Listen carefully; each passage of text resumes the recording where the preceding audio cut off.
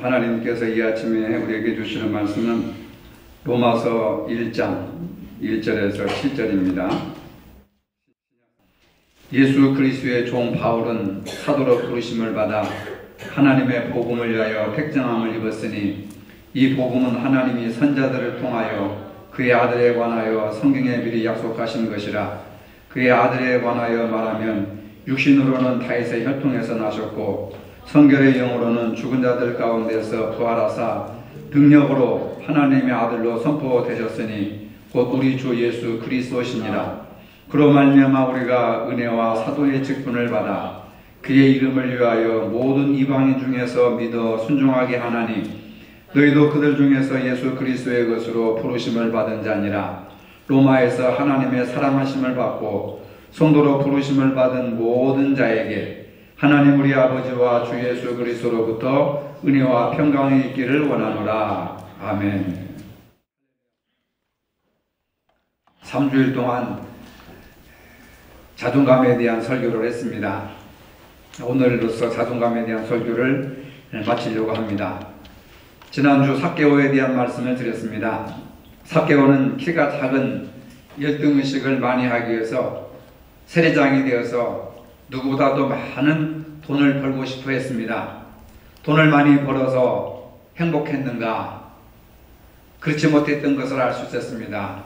친구도 없었고 이웃도 없었고 모든 사람들을 이웃으로 친구로 대하고 맞이하는 것이 아니라 적으로, 원수로, 죄인으로 그런 관계가 설정이 되었습니다. 모든 사람들이 친구와 이웃이 되어야 행복할 텐데 돈은 많이 있었지만 친구도 적이 되고 이웃도 적이 되는 그런 불행한 삶을 살았습니다. 근데 예수님을 만나 새로운 인생을 살았습니다. 예수님을 만나 마음속에 자리 잡고 있던 열등의식이 치유되고 아브라함의 자손이 되었습니다. 열등감은 자기를 다른 사람보다 무가치하게 낮추어서 자신을 평가하는 생각을 열등의식이라 이렇게 말합니다. 일례로 나는 키가 너무 작아. 또 나는 아무런 능력이 없어.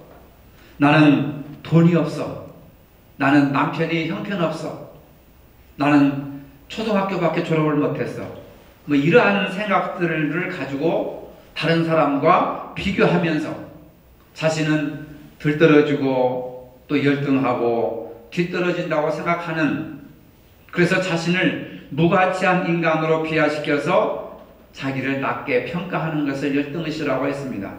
한마디로 자신을 건전하지 못한 사람으로 여겨서 자존감이 낮아진 심리 상태를 가리켜서 열등의식이라고 심리학자들은 말합니다.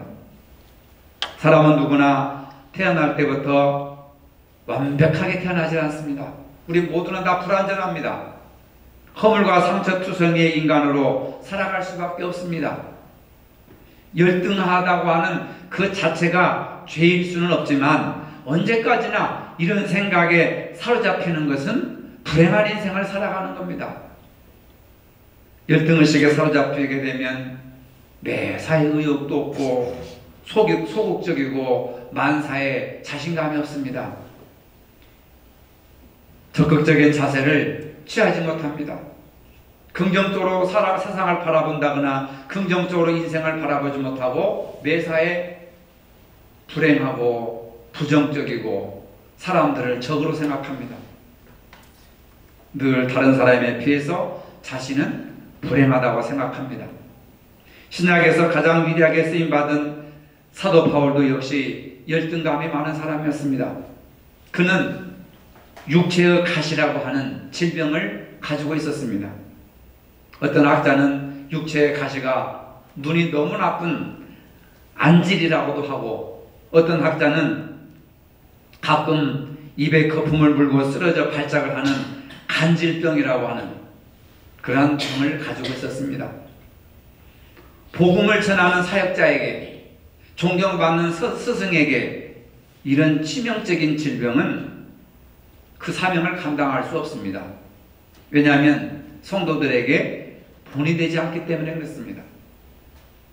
제가 설교를 하다가 갑자기 막 쓰러져서 거품을 흘리고 간질병을 앓는다면 여러분들이 나를 목회자로 인정하겠습니까? 목회자로 계속 청빙해서 설교를 듣고 싶어 하겠습니까? 당장에 나가라고 하죠. 누가 간질 환자의 설교를 듣고 싶어 하겠습니까? 사도 바울은 이런 열등의식, 이런 단점, 약점, 수치스러운 그런 육체의 가시를 가지고 있었습니다. 고린도후서 12장 7절에 보면 여러 계시를 받은 것이 지극히 크므로 너무 자만하지 않게 하시려고 내 육체의 가시 곧 사탄의 사자를 주셨으니 이는 나를 쳐서 너무 자만하지 않게 하려 하심이라. 바울은 자신의 약점을 하나님의 은혜로 받아들였습니다. 굉장히 중요한 마음의 상태입니다. 아무도 자신의 약점을 하나님의 은혜로 받아들이는 사람이 없습니다. 부모를 잘못 만나서, 결혼을 잘못해서, 또 환경을 잘못해서 저주받은 사람이다, 이렇게 생각을 하지. 사도 바울과 같은 그런 치명적인 약점을 하나님의 은혜로 고백할 수 있었다고 하는 것은 이건 대단한 일입니다. 여러분에게도 수치스러운 약점이 있습니까? 불행하다고 생각하지 마시기 바랍니다. 바울처럼 하나님의 은혜라고 생각하시길 바랍니다. 각자에게 약점은 너무 교만하지 않게 하시려는 하나님의 은혜의 뜻이 있었다고 바울은 자신의 인생을 고백하고 있습니다.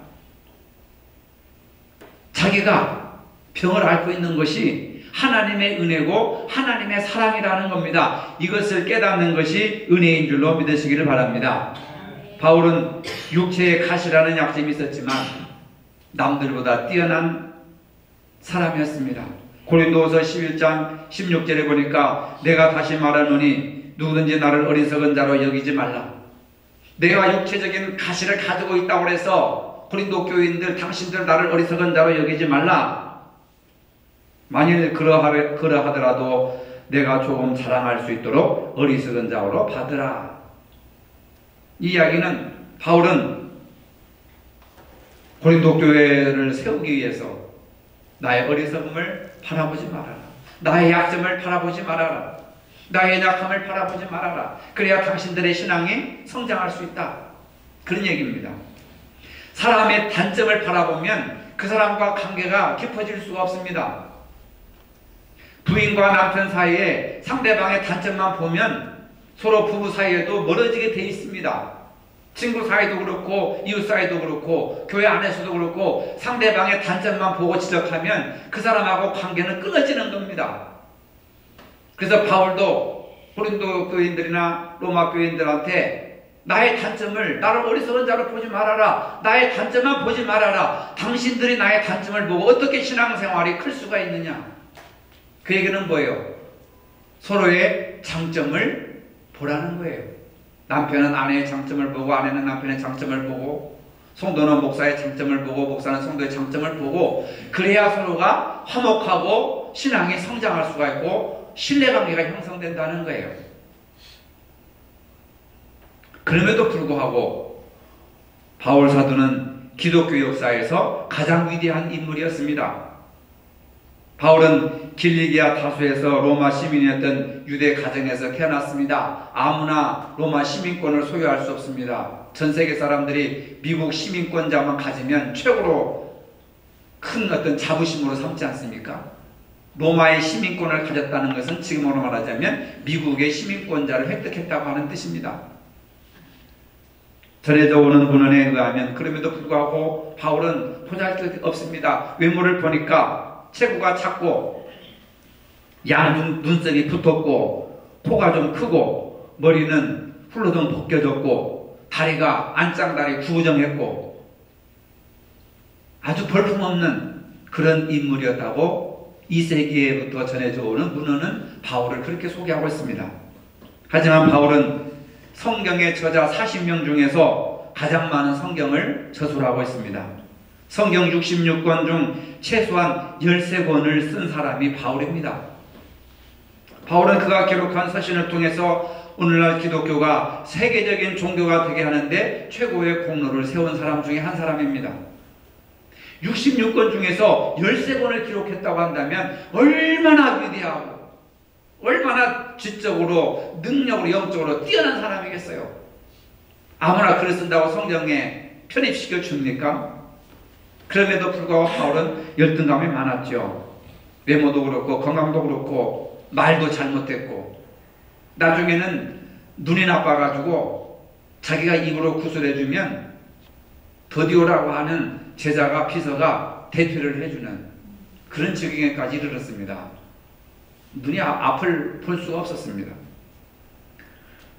그렇지만은 치명적인 약점 열등의식을 가지고 있었지만 바울을 위대한 복음 사도가 되게 하셨습니다.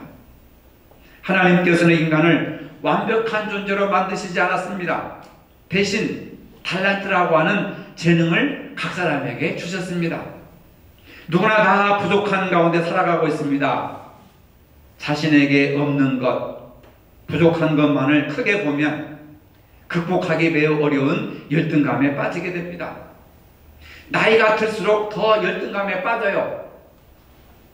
기력도 쇠하고 신경도 쇠하고 또 이 피부라든지 근력이라든지 또 감각이라든지 사고라든지 이런 게 젊은 사람들보다 뒤떨어지니까 자꾸 자기가 밀린다고 생각하는 거예요. 그 열등감에 빠져버리는 겁니다. 그런데 자신을 은혜로 보면 하나님의 사랑으로 보면 열등감은 치유되게 되어 있습니다. 사도 바울이 자기 안에 있는 열등감을 극복하고 복음의 사자로 귀하게 쓰임받을 수 있었던 것은 부활하신 예수님을 만났기 때문에 그렇습니다. 죽음에서 사망에서 그 죽음과 사망의 권세를 깨뜨리시고 부활하신 예수님을 내 마음속에 모시면 내 육체의 가시, 질병, 말 못하는 거 이건 아무것도 아니다 하는 용기와 희망이 생겼습니다. 그리고 성령으로 충만하게 되었습니다. 사도행전 9장 17절 18절에 보니까 사울아 주고 내가 오는 길에서 나타나셨던 예수께서 나를 보내어 너로 다시 보게 하시고 성령으로 충만하게 하신다 하니 즉시 사울의 눈에서 비늘 같은 것이 벗어져 다시 보게 된지라. 성령으로 부활하신 예수님께서 성령으로 너를 충만하게 하신다 하는 말만 듣고도 눈이 치유가 되었습니다. 그 눈에서 비늘 같은 것이 벗어졌습니다. 이 말은 신앙의 체험이 바울을 치료했습니다. 신앙의 체험은 하나님이 내 안에 머물러 계신다고 하는 증거입니다. 이런 체험과 증거를 사모하시기를 바랍니다. 부활하신 예수님이 성령으로 너를 충만하게 하신다 하는 말만 들어도 눈이 치유가 됐단 말이에요. 눈에서 비늘 같은 것이 벗어져서 말하자면 지금 백내장이나 녹내장이나 이런 것들이 그냥 껍질 벗겨나듯이 비늘이 벗겨나듯이 벗어났다는 겁니다. 이것이 바로 신앙의 경험이에요. 신앙의 체험입니다. 여러분 건강하시기 위해서 기도하시잖아요. 건강하시기 위해서 헌금 바치잖아요. 하나님이 내 안에 머물러 계시고 부활하신 예수님이 내 안에 계신다고 하는 믿음을 가지시길 바랍니다. 이게 체험이고 경험이에요, 여러분. 회심하기 이전에 바울은 어떤 사람이었습니까? 하나님의 교회를 심히 핍박하고 예수 믿는 사람들을 잡아 죽이고 감옥에 끌고 가는 그러한 기독교의 원수였습니다. 당대의 다른 어떤 유대인들보다도 유대교 신앙에 열심을 내어서 기독교 신앙을 박해했던 사람입니다. 교회를 핍박했습니다. 예수 믿는 사람들을 잡아다가 감옥에 가두고 스데반을 돌로 쳐 죽이는데 가장 주동적인 임무를 한 사람이 사울이었습니다. 바울 이전의 사울이었습니다. 이런 약점을 가지고 나쁜 짓을 많이 한 사람이었지만은 하나님이 그를 부르셔서 은혜를 베푸셔서 그를 하나님의 제자로 삼으셨던 것을 볼 수가 있습니다. 우리도 바울처럼 어떤 많은 문제를 가졌다 하더라도 하나님이 은혜로 나를 불러주셨다고 생각한다면 그 모든 것이 감사의 조건으로 나타나게 되는 겁니다. 그래야 우리도 주님께 나아갈 수 있고 변화될 수 있습니다. 바울은 고린도 교인들에게 편지하면서 나의 나 된 것은 하나님의 은혜로 된 것입니다. 이렇게 고백을 하고 있습니다. 하나님께서 자신을 은혜로 불러주셔서 예수님을 만나고 구원받을 수 있었다고 고백하는 겁니다. 오늘 여러분들은 지금의 형편을 하나님의 은혜로 받아들일 수 있습니까? 나는 왜 이 모양으로 사는지, 나는 왜 이 모양으로 고생을 하는지, 행복도 없고 보람도 없고 왜 사는지 모르겠다고. 여러분, 지금의 여러분들의 형편이 하나님의 은혜인 줄로 믿으시기를 바랍니다. 아프고 병든 몸으로 사는 것도 하나님의 은혜로 고백하시기를 바랍니다. 나의 나 된 것은 다 하나님의 은혜로 된 것입니다. 한번 고백해 봅시다. 나의 나 된 것은 다 하나님의 은혜로 된 것입니다. 부정적으로 남을 원망하고 불평하고 자신을 저주하고 원수 맺고 적으로 살 필요가 없습니다. 지금의 나의 나 된 것은 다 하나님의 은혜로 된 것입니다. 뭘 더 걱정하십니까? 뭘 더 염려하십니까? 바울이 이것을 증명해 주고 있지 않습니까? 그래도 나는 돈이 없고, 그래도 나는 사글세 내고 전세를 근건하고, 직업도 변변치 못하고, 뭐 사회적으로 내놓을 만한 그런 가문도 아니고, 나는 불행합니다. 어떻게 하면 이 불행에서 벗어날 수 있습니까? 나의 나 된 것은 다 하나님의 은혜로 된 것이다. 여러분, 하나님의 은혜를 알고 산다면 행복한 인생을 살 수 있다는 것을 믿으시길 바랍니다.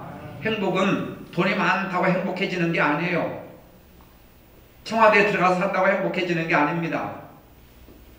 누구나 다 청와대에 있는 사람이나 시골에 있는 사람이나 누구나 다 치명적인 약점, 열등의식, 아픔, 상처를 가지고 있습니다. 남들 보기에는 화려하고 멋진 집에서 멋진 자동차에서 멋지게 먹고 살고 사는 것 같지만, 그것이 행복인 것 같지만, 이렇게 들어가 보면 남편 때문에 속 썩고 자식 때문에 속 썩고 말할 수 없는 치명적인 아픔의 상처들을 다 가지고 있어요. 그것을 감추기 위해서 명품으로, 학력으로, 그런 가문으로 자식들을 내세워서 자랑하려고 하는 거죠. 그 치명적인 약점을 감추기 위해서 자신을 치장하는 겁니다. 나가서 연극배우처럼 웃고 집에 들어와서는 술 아니면 정신 어떤 수면제 아니면 다른 어떤 약물이 아니면 안정을 찾지 못하고 잠을 이루지 못하는, 그게 행복입니까 여러분? 그게 불행이잖아요. 그래서 여러분, 나의 나 된 것은 하나님의 은혜입니다. 나의 나 된 것은, 지금의 나의 나 된 것은 하나님의 은혜입니다. 하나님은 어떤 사람을 은혜로 부르셨습니까? 그가 사랑하는 사람들에게 구원의 은혜를 베풀어 주십니다. 우리가 선택한 것은 우리의 힘과 의지로 된 것이 아닙니다. 하나님은 지금도 죄인들을 불러서 구원시키기 위해서, 불의한 자를 불러서 의롭게 되기 위해서 지금도 부르고 계신다는 것을 믿으시길 바랍니다. 바울도 마찬가지였습니다. 하나님의 은혜로 부르셔서 이방인을 위한 사도로 부르셨습니다. 사용하셨습니다.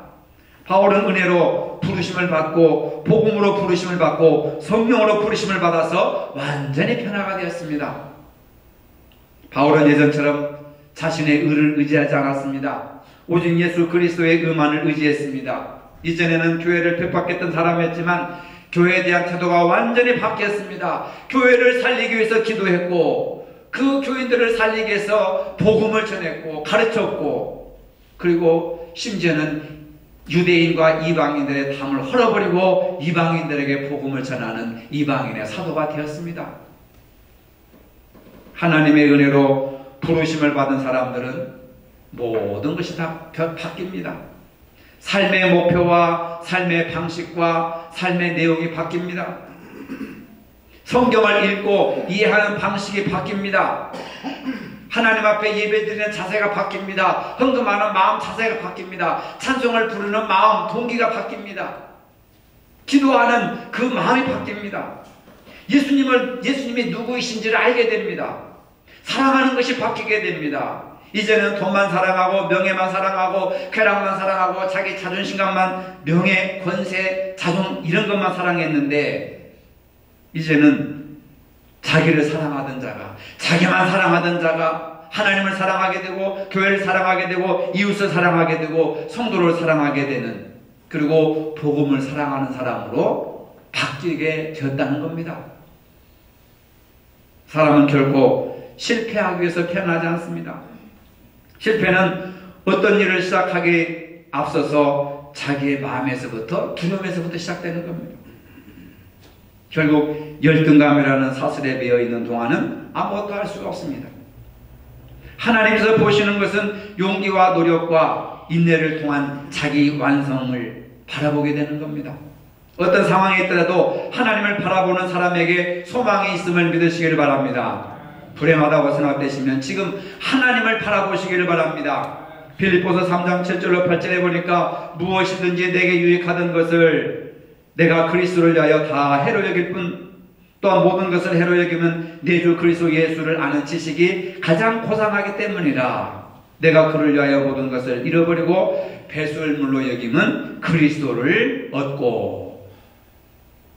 바울은 세상적인 물질이나 권세나 명예에 별로 관심이 없었습니다. 오직 바울의 관심은 예수 그리스도 한 분뿐이었습니다. 변화가 되니까 예수 그리스도가 삶의 중심이 되고 예수 그리스도가 그의 목표가 되고 그의 미래가 되고 현재가 되었습니다.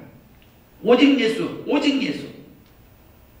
예수님을 바로 여러분이 알고 믿으면 열등의식이 사라진다니까요.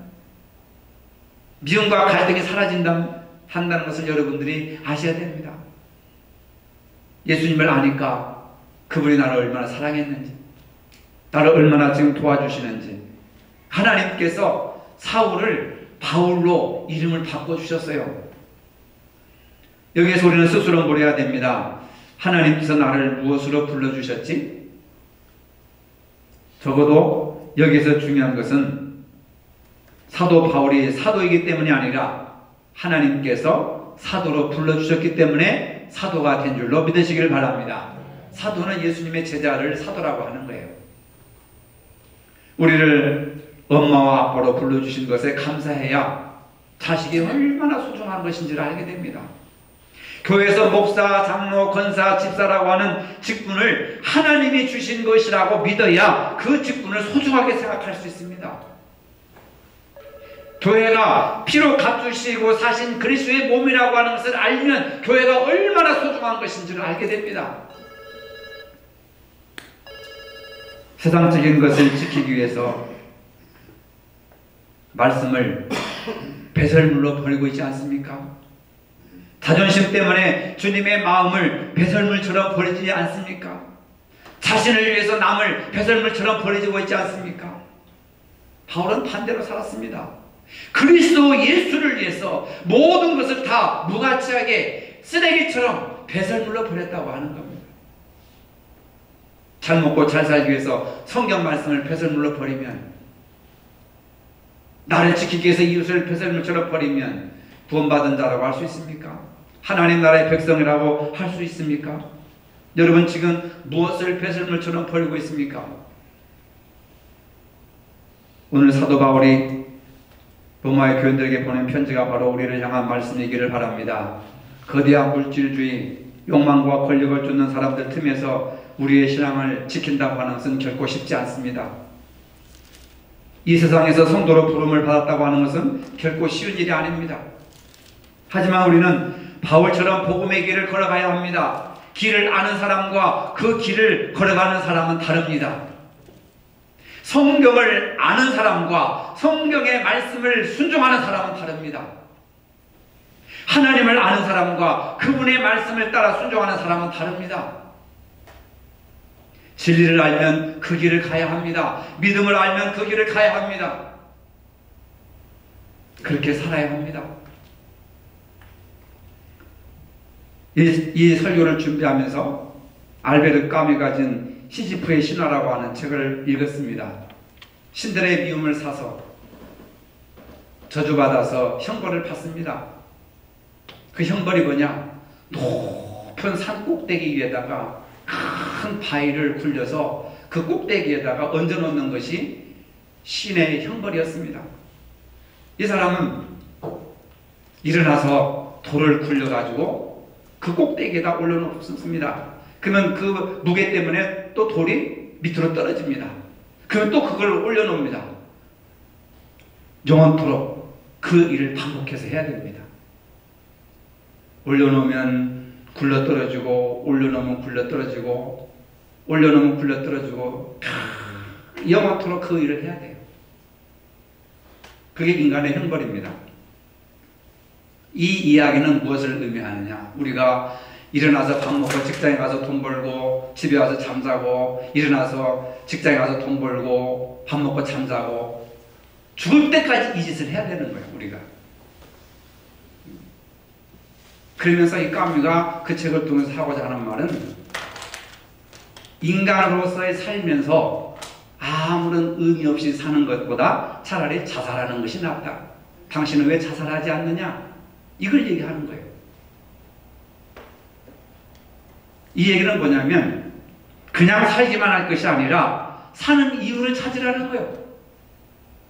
왜 직장에 가서 돈 벌고, 왜 학교에 가서 공부를 하고, 왜 교회 와서 예배를 드리는지 그 이유와 의미를 찾으라는 거예요.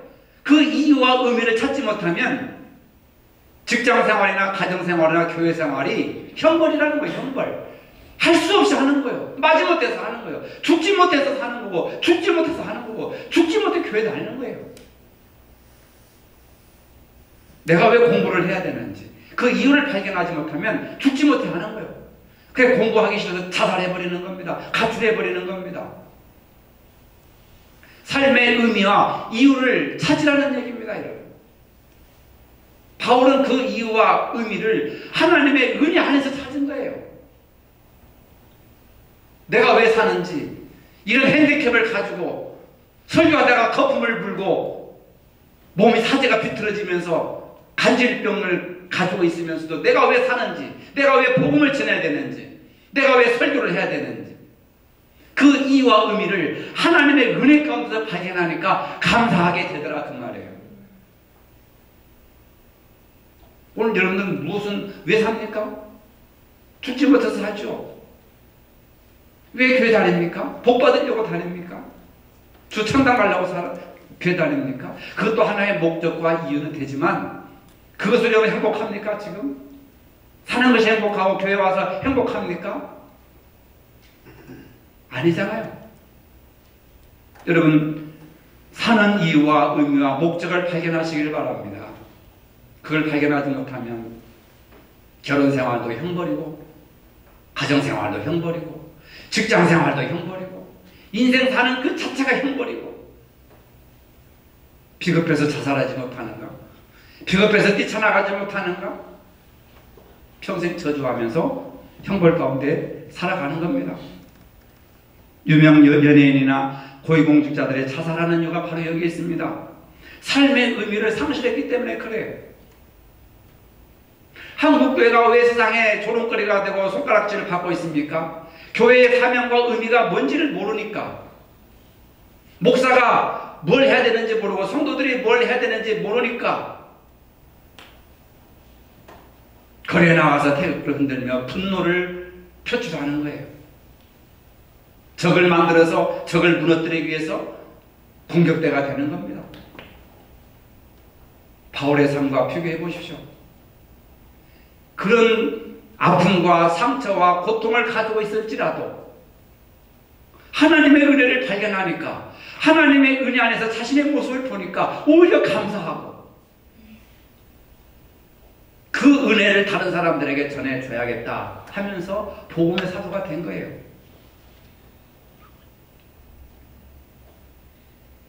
여러분,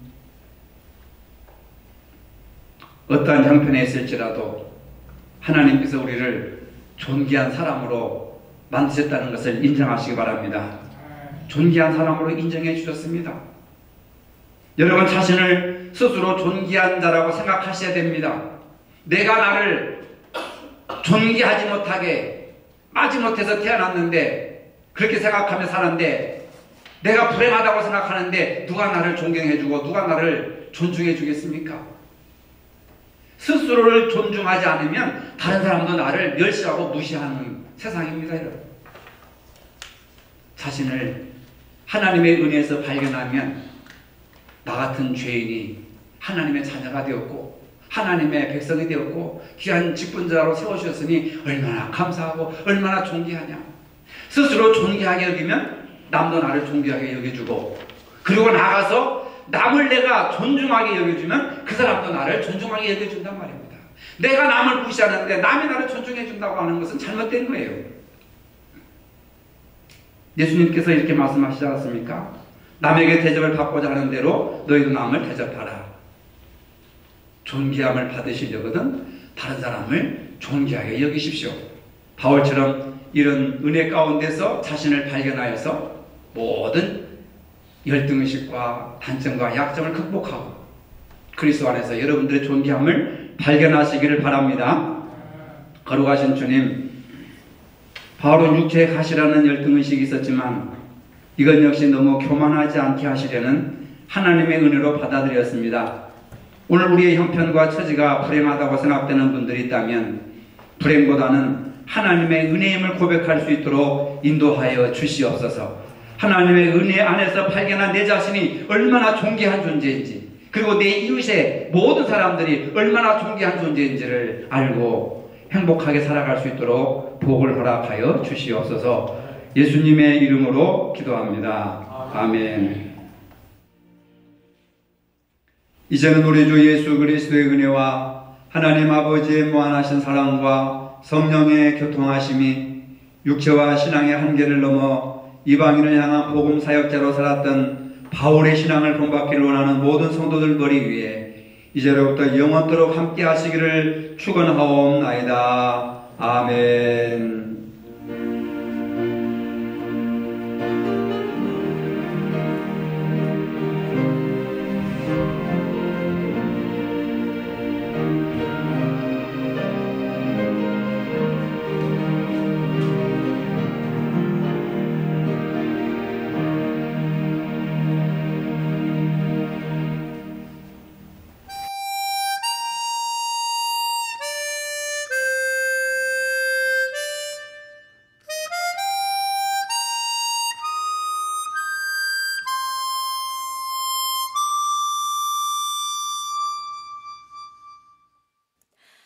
화려하지 않아도 정결하게 사는 삶, 가진 것이 적어도 감사하며 사는 삶, 내게 주신 작은 힘 나눠주며 사는 삶, 이것이 나의 삶의 행복이라오. 눈물 날 일 많지만 기도할 수 있는 것, 억울한 일 많으나 주를 위해 참는 것, 비록 짧은 작은 삶 주 뜻대로 사는 것, 이것이 나의 삶의 행복이라오. 이것이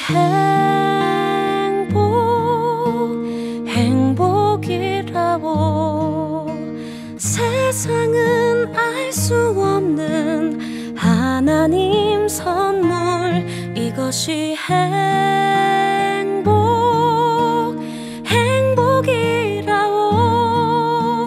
하나님의 자녀로 살아가는 것, 이것이 행복이라고.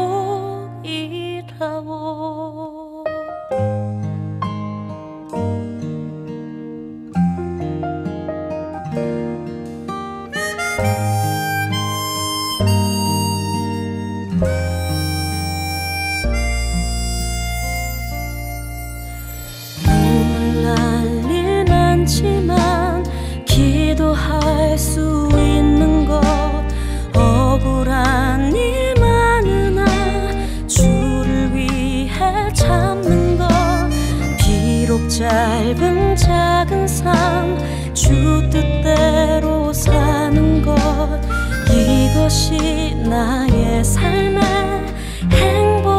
행복이라오 이것이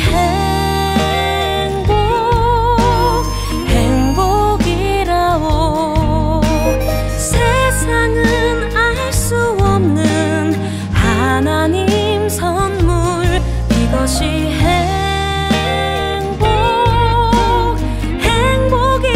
행복이라오 하나님의 자녀로 살아가는 것 이것이 행복이라오